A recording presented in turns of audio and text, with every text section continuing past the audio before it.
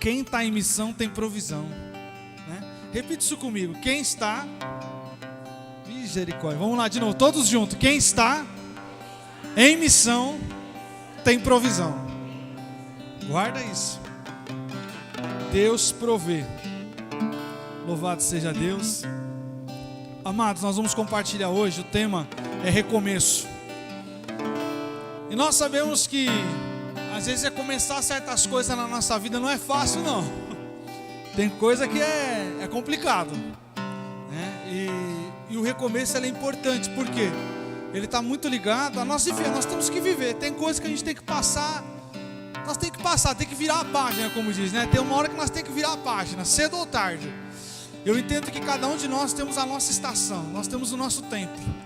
Uns vai ser mais rápido, vão conseguir lidar com mais facilidade, outros nem tanto. Mas o importante é, cedo ou tarde, não importa, é que nós venhamos virar a página de certas coisas na nossa vida, para poder abraçar um recomeço na presença do Senhor. Isso é importante para nós. Não tem facilidade nesse processo, mas ele tem presença de Deus que sustenta. Então, por mais que nós achamos que somos incapazes, por mais que nós achamos que é impossível disso acontecer na nossa vida, Deus dá o escape, fortalece, e Ele diz, tem solução, tem jeito. Eu sou Deus que muda a sua história. Eu sou Deus que multiplica.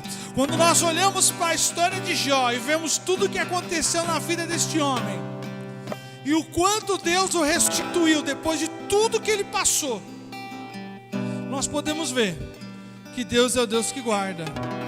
Deus é o Deus que Ele zela por nós. Eu queria ler com você no livro de Ruth, capítulo 1, versículo 7. Livro de Ruth, capítulo 1, versículo 7. Para abertura, nós vamos ler sobre essa mulher corajosa. Ruth foi corajosa, irmãos. E nós vamos ver isso ao decorrer da nossa leitura. O quanto essa mulher, ela foi uma valente do Senhor, para superar o que ela superou e conseguir ter as bênçãos de Deus liberadas sobre a vida dela. Livro de Ruth, capítulo 1, versículo 7, diz assim: ela partiu com suas noras no lugar onde havia morado e seguiram para a terra de Judá. A certa altura, porém, Noemi disse às noras: voltem para a casa de suas mães, que o Senhor as recompense pelo amor que demonstraram por seus maridos e por mim. Que o Senhor os abençoe com a segurança do novo casamento. Então deu-lhes um beijo de despedida, e as três começaram a chorar em alta voz. Não, disseram elas, queremos ir com você para o seu povo. Noemi, porém, respondeu: voltem, minhas filhas, porque vocês viriam comigo? Acaso eu ainda poderia dar à luz a outros filhos que cresceriam e se tornariam seus maridos? Não, minhas filhas, que eles crescessem deixando assim de se casarem com outro homem? Claro que não, minha filha. Esta situação é muito mais amarga para mim do que para vocês, pois o próprio Senhor está contra mim. Então choraram juntas mais uma vez. Orfa se despediu de sua sogra com um beijo, mas Ruth se apegou firmemente nela. Olhe, sua cunhada voltou para o povo e para os deuses dela, disse Noemi a Ruth. Você deveria fazer o mesmo. Ruth respondeu: não insista comigo para deixá-la e voltar. Aonde você for, irei. Onde você viver, lá viverei. Seu povo será meu povo e seu Deus o meu Deus. Onde você morrer, ali morrerei e serei sepultada. Que o Senhor me castigue severamente se eu permitir que qualquer coisa a não ser a morte nos separe. Quando Noemi viu que Ruth estava decidida a ir com ela, não insistiu mais. Irmãos, verdade seja dita nesse texto que a gente leu. Essas mulheres eram choronas, né? As mulheres choram que só. Chorou na hora de se despedir. Depois no segundo momento de se despedir, chorou de novo. E nós vemos aqui a serva de Deus que era Noemi, uma mulher amargurada, entristecida, desesperançosa, né? Conforme nós lemos aqui nos textos sequentes, ela vai dizer que Deus ali não está mais amparando ela, né? Ela vai dizer aqui na parte de baixo, né? Louvado seja Deus, que o Senhor está contra mim. Ela vai dizer, o Senhor está contra mim, né? Quer dizer, tudo conspirou contra mim. E nesse momento de despedida, que elas vão chorar, nós vamos ver uma Ruth valente, querendo viver junto com a sogra. E olha, viver com a sogra é um desafio. Mas essa sogra é uma sogra tão abençoada, uma sogra tão cheia de Deus, que elas queriam estar junto com ela. O livro de Ruth foi escrito provavelmente por Samuel, né? Essa história se passa num período de transição entre juízes e monarquia. Então, antes do rei Saul ser levantado, pouco antes do rei Saul ser levantado, essa história veio se passar. E ela veio se passar, louvado seja o nome do Senhor Jesus Cristo, lá na cidade de Belém. Cidade de Belém, irmão, significa casa do pão, casa de provisão de Deus, né? Mas quando nós lemos ali em Ruth capítulo 1, versículo 1, nós vamos ver que a cidade de Belém estava passando por uma fome. A cidade de Belém estava passando por uma escassez. E durante essa escassez, Elimeleque, né, esposo de Ruth, eles vão ter essa decisão de sair da cidade de Belém. E saindo da cidade de Belém, eles vão se deparar com um cenário desafiador, porque eles vão habitar agora junto com Moabitas, junto às regiões de Moabe. E esse povo moabita não era um povo muito de Deus não, irmãos. Olha, Noemi significa agradável e linda. Já o seu esposo, Elimeleque, significa meu Deus é rei, o Senhor é rei. E eles tiveram 2 filhos, Malom e Quilion. Os nomezinhos meio, né? Um pouco estranho. Malom significa fraco ou doente. Vai vendo, irmão. E Quilion significa definhando. Um estava fraco e doente, o outro estava definhando. Você imagina a situação dessa família, irmãos? Nós vamos começar essa ministração falando um pouco sobre uma família desobediente ao Senhor. Uma família que não obedece a Deus. Essa é a família. Pastor, mas eu nunca vi isso. Nós vamos ver hoje. Uma família que estava numa terra que a Bíblia fala que é a terra que mana leite e mel, amém? Quando Moisés ali, ele ascende nos montes, Josué entra na terra prometida com a arca da aliança passando o rio Jordão. O mar se abre ali no rio Jordão para a arca passar. Eles tomam posse, eles invadem Jericó, eles invadem Ai, eles invadem todas as províncias. Destrói os seus inimigos para sempre. Não há vestígios, não há descendência hoje. Acabou, são gerações que foram realmente aniquiladas, exterminadas. Era um povo cruel, era um povo perverso, era um povo que fazia sacrifício de crianças recém-nascidas a seus deuses. Era uma cidade perversa. E Deus levanta Josué ali para entrar naquela terra, que era a terra prometida desde Abrão, que saiu lá de Ur dos Caldeus. Era a terra que mana leite e mel do Senhor. O leite era o leite da cabra, né? Os judeus até hoje desfrutam, tem muita cabra em Jerusalém, nas regiões fronteiras. E também o mel, mas não é o mel nosso, não é o mel de abelha, mas é o mel da tâmara, né? O gosto da tâmara é igual ao do mel, né? E quando a cidade foi invadida por Nabucodonosor, foi totalmente exterminada, irmão, inclusive as plantações. E durante as plantações, as tâmaras também, elas acabaram morrendo. Mas alguns anos atrás, os arqueólogos acharam sementes de tâmaras. Perto do Mar Morto foi achado sementes de tâmara. E eles resolveram plantar a semente de tâmara. E não é que nasceu. E mais do que nascer, a arqueóloga mostra que ela foi provar a leva de tâmaras que nasceu do pé. E quando ela provou o gosto, é o gosto do mel. Isso aí é Deus, porque Deus não é homem para que minta, nem filho do homem para que se arrependa. Se Deus falou, está falado. E se Deus falou que aquela terra vai ter leite e mel, ia ter leite e mel. Ia ter provisão de Deus, ia ter cuidado de Deus. Agora essa família morando em Belém, ali da Judeia, louvado seja Deus, eles vão se deparar com um tempo de escassez. Deixa eu te falar uma coisa, irmãos. Um tempo não significa o todo. Às vezes nós definimos o momento em que estamos como toda a nossa vida. Às vezes você está passando por uma aprovação, você acha que essa aprovação é a sua vida. Ela não é a sua vida, ela é uma parte do projeto de Deus sobre a sua vida. Mas como pode ser a aprovação, ser um projeto de Deus?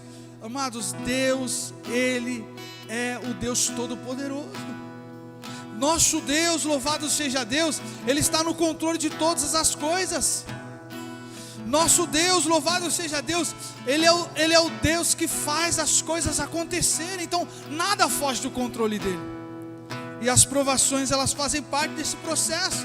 Só que essa família, louvado seja Deus, quando nós pegamos aqui, Elimeleque olhou para o cenário que estava em Belém, a falta de alimentação, a falta de comida, e vai dizer assim: vamos sair daqui. Aqui já acabou.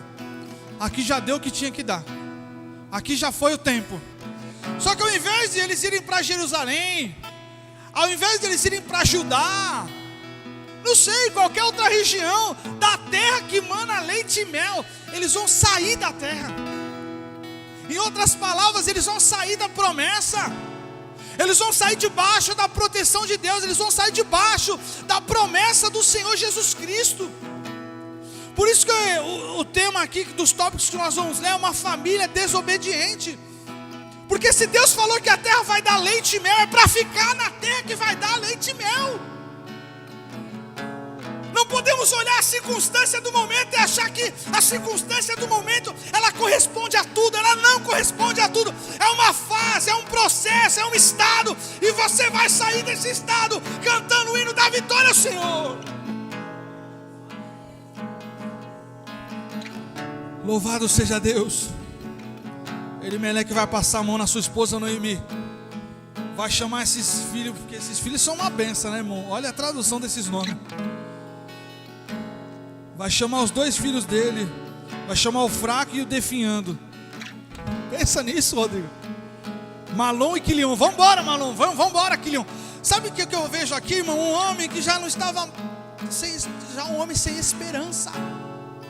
Um homem que já não estava voltado aos princípios de Deus. Porque se ele tivesse voltado aos princípios de Deus, ele daria outro nome para os filhos dele. Que tipo de nome é esse para dar para o filho? E mais do que isso, ele não sairia da terra da promessa. Aí ele sai da terra da promessa, mas ele não vai para Judá, ele não vai para Jerusalém. Ele vai habitar com os moabitas. Primeira coisa de uma família desobediente ao Senhor: uma família preocupada com o material. Em Ruth 1:1, houve grande fome na terra. Por isso, um homem deixou seu lar em Belém de Judá e foi morar na terra de Moabe, levando consigo esposa e 2 filhos. Só que, como eu disse, Belém significa casa do pão. Em outras palavras, era o lugar da provisão de Deus. Então, por mais que a coisa não tivesse tão boa assim, era o lugar da promessa. E quando eu estou num ambiente de promessa, eu tenho que ficar firmado sobre a promessa. Eu não posso duvidar, irmão. Eu não posso sair desse foco, sair debaixo das mãos do Senhor. Se Ele prometeu, Ele vai cumprir o que Ele prometeu. De um jeito ou de outro vai acontecer. O que nós não podemos é questionar. O que nós não podemos é sair debaixo dessa promessa. Então, uma família desobediente ao Senhor é uma família que se preocupa com o material. É como se faltou recurso, faltou tudo, faltou a paz, não tem? Às vezes falta um dinheiro, o cônjuge às vezes começa a brigar, né? Ou o solteiro já coloca a mão na cabeça e fala: meu Deus, cadê a provisão? Cadê? Se desespera fácil. Só que Deus é o Deus que provê, irmão. Deus provê o pão, Deus provê o alimento. Louvado seja Deus. Segundo, da família desobediente: sair do lugar. Sair do lugar da promessa, sair do lugar da bênção, sair do lugar que Deus está ordenando que fique. Eles tinham que ficar na terra prometida e conquistá-la. Em outras palavras, usufruir daquela terra, fazer uso daquela terra. Bom, eles foram 80 quilômetros de Belém até a região de Moabe. Você imagina andar 80 quilômetros, irmão? Você chega aqui na praia em 1h30, né? 100 quilômetros, em 1h30 você chega na praia. Mas aqui nós estamos falando de camelo. Aqui nós estamos falando de um monte de bagagem sendo levado, irmão. Você imagina a criançada tudo colocando as malas nas costas, aquele sol de 40 graus do deserto, e vamos sair de Belém. E eles vão caminhar 80 quilômetros até Moabe, irmão. Nem para ir em Jerusalém adorar no templo, eles foram para Moabe, irmãos. Foram para um lugar totalmente errado. Olha só, Amonitas e os Moabitas são fruto de um incesto de Ló com suas 2 filhas. Era um povo gerado sobre pecado. Era um povo gerado em circunstâncias que Deus desaprovava. E eles eram um povo inimigo de Israel. Eles odiavam israelitas. O que dá na cabeça de uma família de ir para o lugar do inimigo, irmão? De ir para um lugar que é oposição às coisas de Deus. O rei de Moabe tentou contratar Balaão para que amaldiçoasse Israel. Lembra dessa passagem? O rei de Moabe vai tentar contratar o profeta Balaão, falar: amaldiçoa esse povo, né? Aí Balaão vai falar o que lá? Como que eu posso amaldiçoar aquilo que Deus abençoou? Eu não posso me envolver nisso. Eu não posso colocar a mão naquilo que Deus abençoou. Amado, aos olhos físicos nós às vezes não vemos nada, mas aos olhos espirituais você está cheio da presença e da glória de Deus. Você está envolto de uma promessa santa da presença de Deus. Por mais que você não consiga ver isso, você é selado pelo sangue do Cordeiro sobre a sua vida. Não tem como amaldiçoar. Então eles saíram do lugar. Eles vão agora querer habitar junto com os moabitas. Terceiro, uma família desobediente ao Senhor casou seus filhos fora das orientações bíblicas. Olha o que diz em Deuteronômio capítulo 7, do versículo 3 ao 4. Não se unam a elas por meio de casamento, não deem suas filhas em casamento aos filhos dela, nem tomem os filhos dela como esposo para seus filhos, pois farão seus filhos se afastarem de mim para adorar outros deuses. Então a ira do Senhor arderá contra vocês e os destruirá rapidamente. O que eles vão fazer agora? Eles vão habitar na terra de Moabe. Elimeleque, louvado seja Deus, vai morrer. E agora sua esposa Noemi vai ficar viúva. E os 2 filhos vão se casar agora.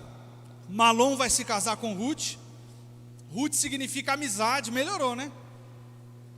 Porque Malom significa fraco e doente. Mas aí ele vai casar com a amizade. Glória a Deus, Ruth. Quilion vai casar com órfã, que significa pescoço duro. Irmão, essa família era dureza, viu? Essa família era um pescoço duro. Então você imagina um cara Quilion que se chama Definhando vai casar com pescoço duro. Definhando e pescoço duro. Dá uma dupla dos infernos. Não dá, irmãos? E essa é a família que desobedece ao Senhor. Quando você desobedece a Deus, está tudo errado. Ai, Jesus é bom demais. Pensa comigo. Tem gente quebrando a cara, irmão, porque está fazendo as coisas erradas no Senhor. Deixa eu te contar uma coisa. Esses 2 meninos, eles vão morrer, irmãos. Noemi, vai ficar agora sem filho, sem marido e com 2 noras. Só que Noemi era uma sogra abençoada, irmão, era uma sogra muito querida. E essas mulheres não queriam desapegar dela.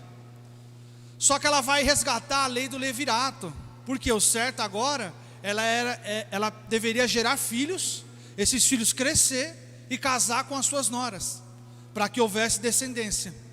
Só que a idade de Noemi era uma idade avançada. Então Noemi vai virar para as suas noras e vai falar: olha, vocês voltam a adorar os seus deuses, voltam para as suas terras, né? Eram moabitas, eram mulheres moabitas. E essas mulheres moabitas agora vão começar a se abraçar e chorar, porque elas não queriam ficar uma afastada da outra. Noemi então vai dizer assim que Deus me abandonou, Deus me deixou. E agora eu vou voltar para Belém, com uma mão na frente e outra atrás. Sem muita coisa, provavelmente tinha uma residência familiar lá que ela podia habitar.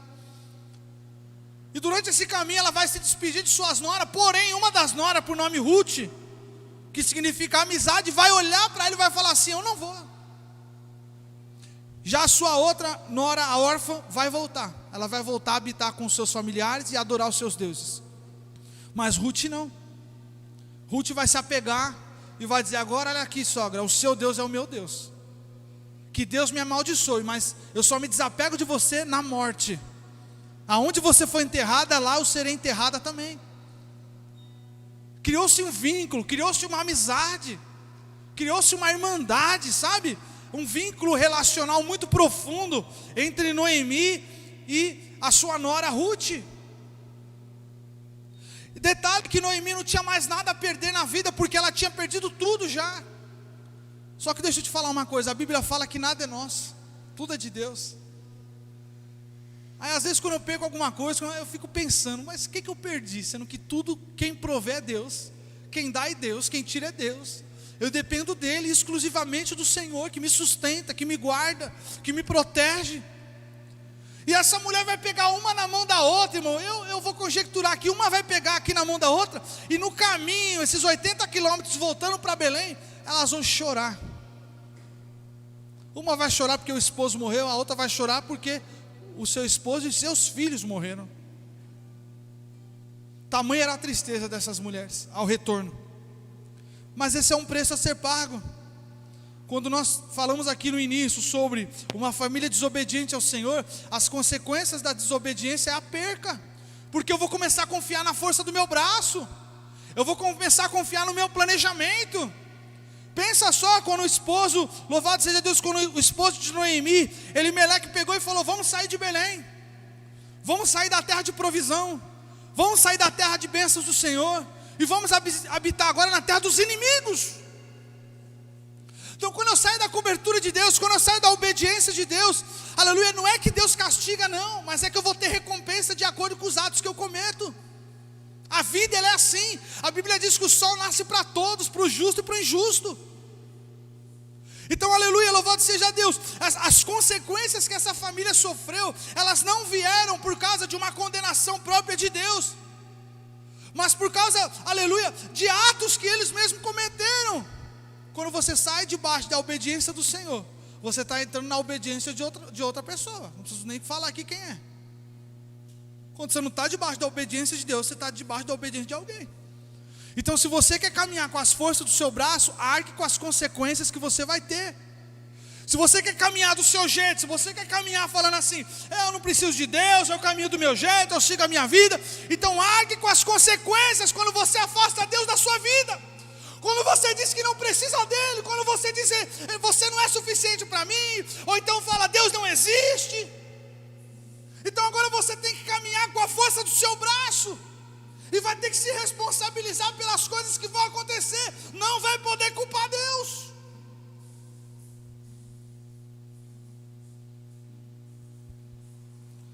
Essa mulher, ela começou a culpar Deus, porque ela vai desabafando: Deus me abandonou, Deus me desamparou, perdi meu marido, perdi meus filhos.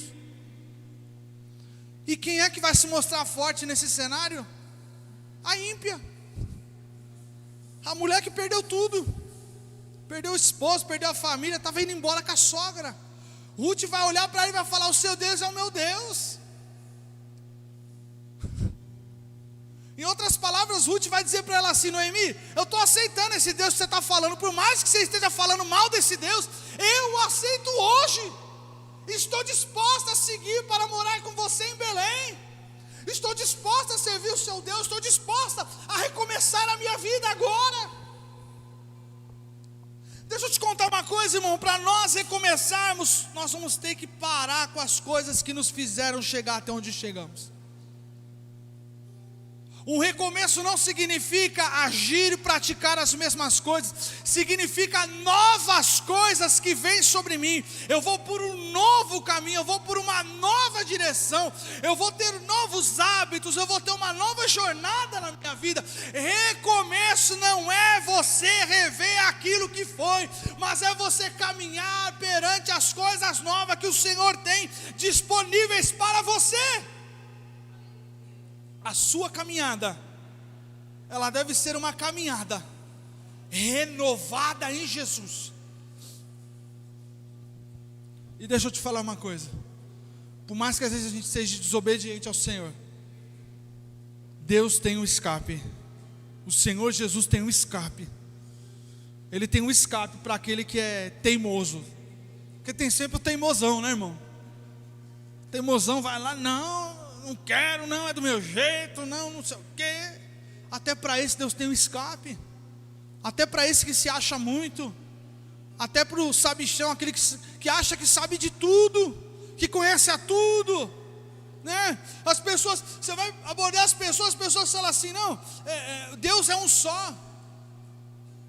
Deus, como se Deus aprovasse todas as pessoas nas suas vidas e nas suas condições.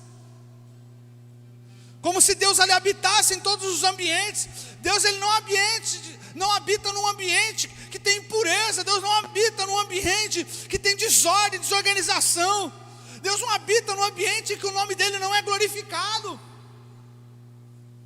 Deus não é para ser colocado num pedestal dizendo, você está aqui, ó, aqui é o seu espaço, no meio de um monte de... Não. A Bíblia fala assim, você não poderá adorar dois senhores, porque certamente você servirá melhor a um do que a outro.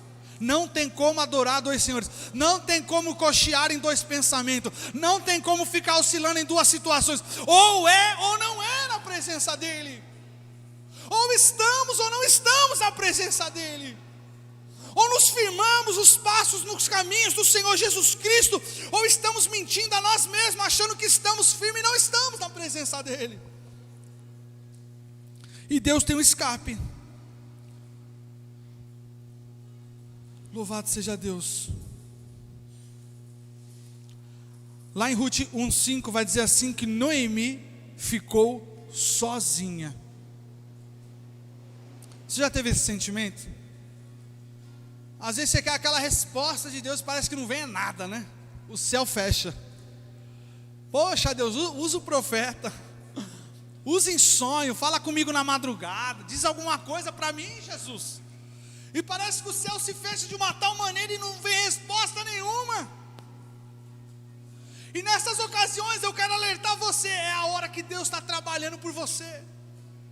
Ele te ama tanto que Ele está trabalhando. Ele está moldando você, está estruturando você. E é nesse momento que Deus, Ele consola. Primeiro, escape do Senhor. No escape do Senhor, Ele consola. Ele vai trazer consolo para você. Se tudo deu errado até hoje, Deus tem uma nova etapa na sua vida. Se as coisas parecem que não caminharam bem, parece que sua história se virou de um lado para o outro, mudou o percurso, mudou o trajeto, e hoje você veio parar aqui, você fala, como que eu estou aqui? Deus escolheu essa manhã para dizer para você, eu te consolo hoje. O seu coração, a sua mente, os seus pensamentos. O escape do Senhor, Deus provê. Lá em Ruth 1:6 vai dizer, Noemi soube em Moabe que o Senhor havia abençoado o seu povo. Alguma informação chegou entre os moabitas, falando assim, ó, lá em Belém Deus está provendo. Voltou a ter fartura, voltou a ter abundância, voltou a ter provisão. E Noemi vai se animar com isso, louvado seja. Então Deus é o Deus que no escape, que Ele vai prover você. Você não ficará desamparado. Nem que para isso o corvo tenha que enviar o alimento, como fez para o profeta no deserto. Nem que ele tenha que arrumar um lago para você ter água para beber. Mas Deus não desamparará você durante o seu processo desafiador. Deus não desamparará você durante a sua jornada de luta, de aflição, de tristeza, de angústia. Deus, Ele olha por nós o tempo tempo todo, mesmo quando nós achamos que Ele não está olhando por nós, Deus está olhando por nós. Quando Noemi chegou com a sua nora Ruth, a sua nora pegou e teve a ideia de poder colher as espigas, né? Conforme a gente vê ainda no capítulo 1, louvado seja Deus, ela vai colher as espigas que sobrarem do chão. Essa vai ser a ideia, essa vai ser a estratégia que ela vai adotar para a vida dela. E quando essa mulher,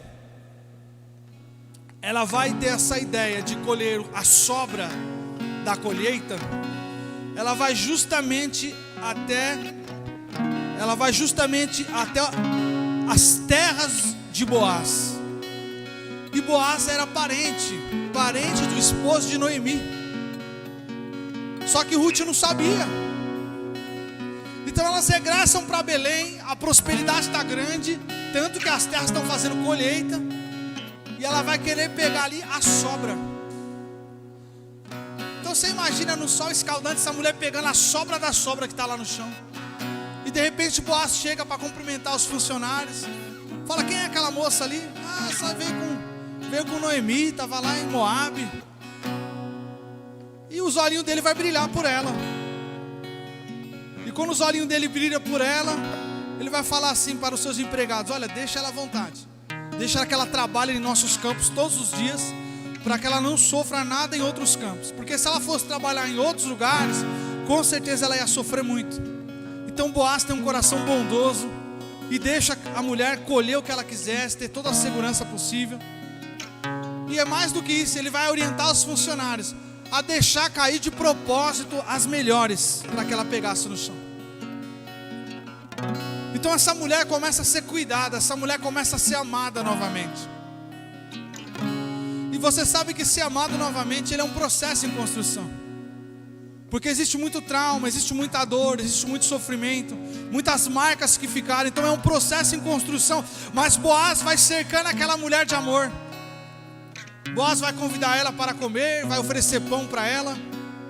Era uma espécie de pão que molhava no vinagre. Pensa só, irmão. Mas parecia que era bom, porque todo mundo comia, ninguém reclamava. E ali eles se alimentavam bem. Então quando ela regressou para sua casa, a sua sogra Noemi vai falar: mas quanta coisa que você trouxe? Não, eu estava ali nos campos, um rapaz chamado Boaz, aliás. E ela vai falar: Boaz é da família. Boaz é da família, e ele pode resgatar a sua descendência. Em outras palavras, Noemi estava dizendo para Ruth: olha, eu posso ver com Boaz, porque ele pode resgatar você, ele pode se casar com você. Nada está perdido. Parece que quando tudo estava perdido, algo foi achado, irmão. Parece que quando você está lá na última da sua vida, lá colhendo a sobra da sobra, vivendo do resto do resto, parece que quando tudo já caiu, quando nada mais tem possibilidade alguma, de repente a esperança surge. De repente o papai do céu começa a olhar para você. De repente ele começa a enviar milagre, ele começa a enviar provisão, ele começa a dar o escape e fortalece. E louvado seja Deus, ao decorrer dessa história, nós vamos ler agora lá em Ruth capítulo 4, versículo 8. Noemi vai dar uma ideia, vai falar assim: olha, Ruth, Boaz ele vai lá no término do expediente, ele vai lá comer bem, beber bem, e você observa onde ele for deitar, e aonde ele for deitar, você vai lá e deixa os pés dele à mostra, e deita com ele. E ela se deitou. Ruth fez igual a sua sogra pediu e se deitou. De repente esse homem acordou assustado e fala assim: olha, eu posso ser o seu resgatador, mas tem um outro parente antes de mim que tem que resgatar você. Se ele quiser resgatar você, você vai ter que se casar com ele, não comigo. Então ele vai conversar com esse parente e vai dizer: olha, tem uma propriedade aí para você resgatar. E o parente vai ficar alegre, vai falar: eu quero resgatar a propriedade, eu quero ser o resgatador. Ele fala: mas tem um porém, você vai ter que se casar com Ruth. E quando Boaz fala isso para esse parente vai olhar e vai falar assim: eu não quero mais não, eu não vou ser o resgatador não. Ele fala: então você me autoriza? Eu vou ser o resgatador. Você me autoriza? Ele fala: eu autorizo. E agora olha o que acontece. Ruth capítulo 4 versículo 8. Assim, o outro parente resgatador tirou a sandália e disse a Boaz: compre você a propriedade. Então Boaz disse às autoridades da cidade e ao povo ao redor: vocês são testemunhas de que hoje comprei de Noemi toda a propriedade de Elimeleque, Quilion e Malom. Os nomezinhos que eu vou te falar, né, irmão? Boaz vai adquirir a propriedade. E junto com a propriedade, igual era a cultura da época, ele vai se casar com Ruth agora. Ruth vai conseguir se casar com esse grande homem. Olha o que diz no versículo 13 do capítulo 4. Boaz levou Ruth para a casa dele e ele se tornou sua esposa. Quando Boaz teve relações com ela, o Senhor permitiu que ela engravidasse e ela deu à luz um filho. Então as mulheres da cidade disseram a Noemi: louvado seja o Senhor que hoje proveu um resgatador para a sua família. Que esta menina seja famosa em Israel. Olha só, as moças se reuniram ao redor de Noemi agora, e estão comemorando com Noemi o neto que nasceu. Que ele restaure seu vigor e cuide de você em sua velhice, pois ele é filho de sua nora, que a ama e que tem sido melhor para você do que 7 filhos. Em outras palavras, essas mulheres falaram assim: olha, Noemi, não leva a mal não, mas essa sua nora Ruth é melhor que seus filhos. Glória a Deus. Glória a Deus. Noemi pegou o bebê, aninhou-o junto ao peito e passou a cuidar dele como se fosse seu filho. As mulheres da vizinhança disseram: Noemi, tem um filho outra vez. E lhe deram o nome de Obed. Sabe quem é Obed, irmãos? Ele é o pai de Jessé, pai de Davi. O filho que vai nascer é pai do pai de Davi. Olha a geração que vai ser concretizada, que vai ser fincada. É a árvore genealógica que vai culminar no nascimento da pessoa de Jesus Cristo. Ruth passa por toda uma fase, por todo um vale de tormento, de angústia, de sofrimento, de perca. Mas no final da história nós vamos ver que essa mulher, ela gera um filho que faz parte da árvore genealógica do nascimento de Jesus Cristo. Essa mulher vai ser honrada se casando com um homem de honra da cidade de Belém, um homem de posses, de riquezas. E mais do que isso, vai trazer honra de volta para sua sogra Noemi, que estava triste, amargurada. E essa história que nós relatamos aqui nesta manhã, essa história bíblica que aconteceu no Antigo Testamento, há cerca de 3.000 anos atrás, ela vai nos dizer hoje que o Deus que proveu para Ruth é o Deus que provê para mim e para você. O Deus que foi na vida dessa mulher, que apesar dela ter perdido tudo, Deus resgatou. É o Deus dessa manhã que está aqui conosco, pronto a resgatar grandes coisas na sua vida. Amado, nada está perdido, nada está fora do controle do Senhor. Quando você olha com seus olhos carnais e não consegue ver, Deus está falando: eu estou provendo, eu estou sustentando, eu estou renovando, eu estou trazendo de volta a alegria, o ânimo, o entusiasmo que você tinha antes e se perdeu. As promessas do Senhor não estão mortas. Repite isso comigo em alto e bom som: as promessas do Senhor não estão mortas. Nós olhamos com os nossos olhares carnais e não conseguimos ver um palmo à frente. Parece que nada está acontecendo, parece que o vale secou, parece que eu já tentei tanta coisa. Esse é o problema, é quando você tenta muita coisa. Então chega uma hora que Deus ele para de falar. Enquanto nós não pararmos de agir, Ele não vai se manifestar. Pega a visão, irmão. E quando você ficar agindo do seu jeito, quando você querer fazer com as suas forças, nada sobrenatural vai acontecer. Agora, quando eu decido mudar o percurso e voltar ao centro da obediência do Senhor, quando eu vejo a história no Noemi pegando no passo de Ruth, vamos voltar 80 quilômetros para a cidade de Belém, para onde Deus mandou eu ficar e eu fui desobediente e saí. Então nós voltamos para o centro da providência de milagres do Senhor. Por isso que vem o cansaço, porque eu tentei fazer do meu jeito, porque eu tentei dar as minhas estratégias, porque eu tentei fazer minha manobra, eu tentei agir com o meu intelecto, eu tentei agir com a força do meu braço. Agora, quando eu dobro o meu joelho, quando eu me humilho perante o Deus Todo-Poderoso, então Ele faz as coisas acontecerem na minha vida. O milagre, a provisão, a resposta, ela vem. Quando essas mulheres voltaram para o cenário de milagre, elas foram providas, elas foram abençoadas, elas foram honradas. As promessas do Senhor não estão mortas. Deixa eu te contar duas coisas importantes. A primeira, Deus tem uma aliança com você. Olha o que diz em Isaías capítulo 54, versículo 10. Pois, ainda que os montes se movam e as colinas desapareçam, meu amor por você permanecerá. A aliança de minha bênção jamais será quebrada, diz o Senhor, que tem compaixão de você. Nós às vezes achamos que Deus quebrou a aliança. Nós às vezes achamos que Deus não está respondendo, Deus não está agindo. Eu estou orando, eu estou clamando, eu não estou vendo. Nós achamos, mas a aliança dele, ela permanece inquebrável.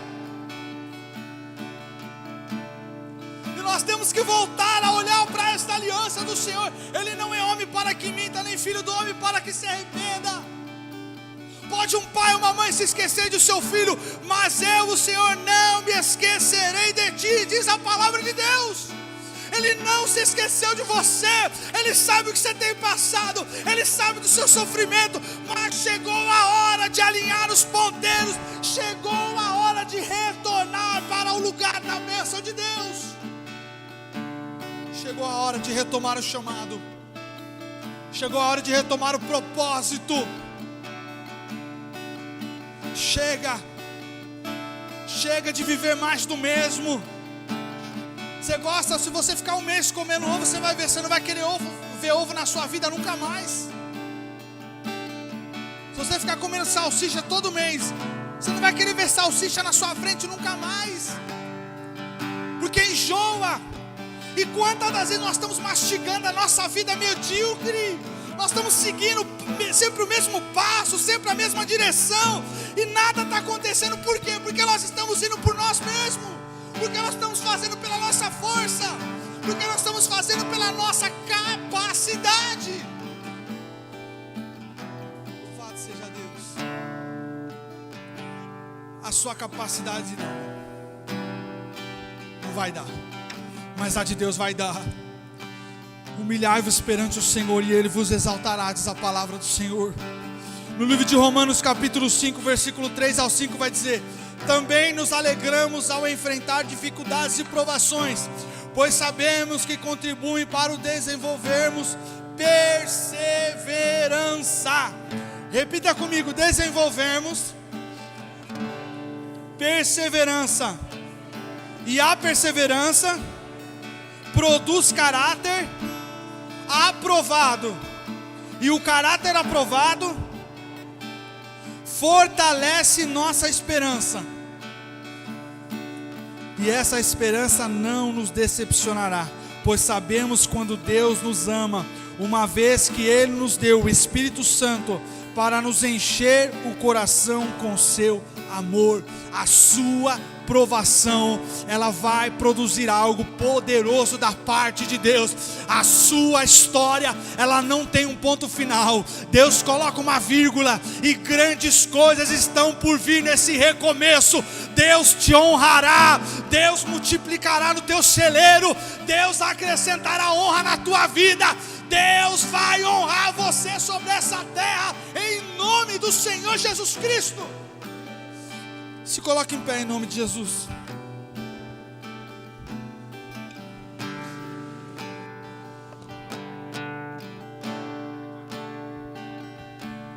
Glórias ao teu nome, Jesus. Santo é o teu nome, Senhor.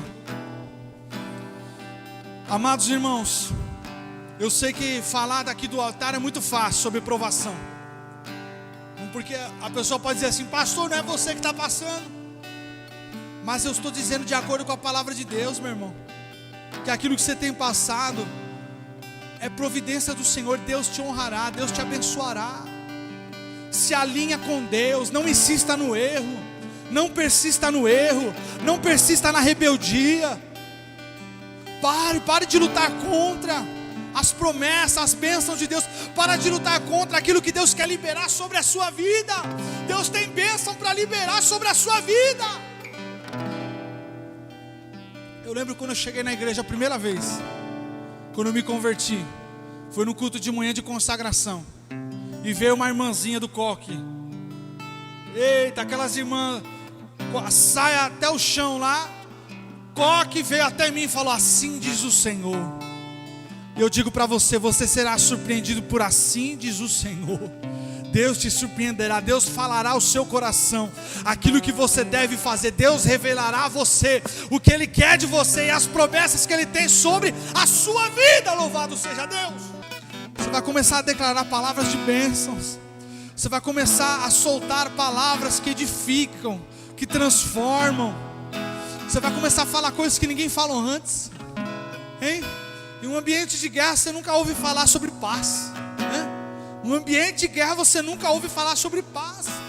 Seja o pacificador, seja o abençoador, seja aquele que vai liberar palavras que ninguém quer liberar. Sabe, você que tem sua mãe e seu pai, diga o quanto que você os ama. Se você tem sua esposa, diga que você a ama.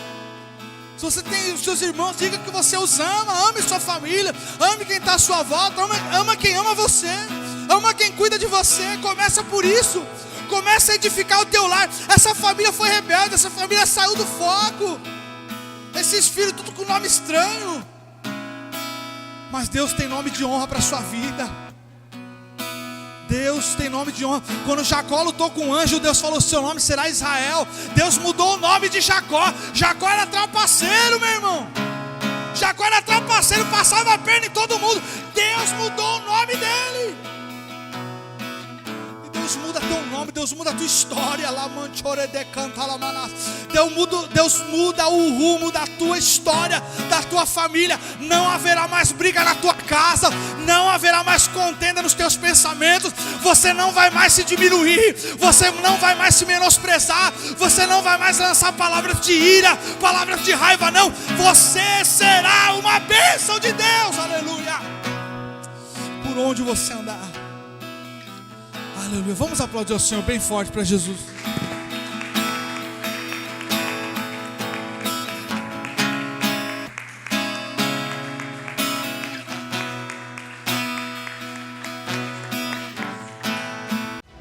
Sou Igreja de Deus.